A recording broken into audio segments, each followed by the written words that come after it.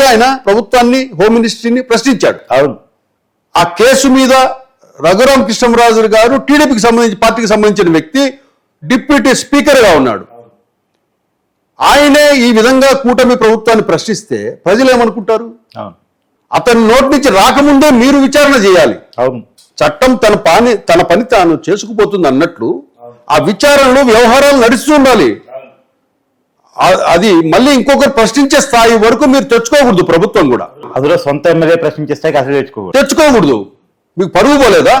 ఇప్పుడు వైసీపీ వాళ్ళు ప్రశ్నించడం వేరు, సొంత వాళ్ళు ప్రశ్నించడం వేరు. సొంత వ్యక్తి, డిప్యూటీ స్పీకరు, బాధితుడు, మాజీ ఎంపీ, మీరు అన్ని చూసిన వాళ్ళు, గత 5 సంవత్సరాల్లో ఎటువంటి ఇబ్బందులు పడ్డాడో రఘురామ కృష్ణరాజు గారు కూడా చూసిన వాళ్ళు, మీ టీడీపీ పార్టీకి పరోక్షంగా సాయపడినోడు రచ్చబండ కార్యక్రమం ద్వారా, అటువంటి వ్యక్తికే మీరు న్యాయం చేయలేకపోతే ఆ A2, A3లను మీరు A1, A2లను మీరు పిలవకపోతే విచారణకు ఏమనుకోవాలి?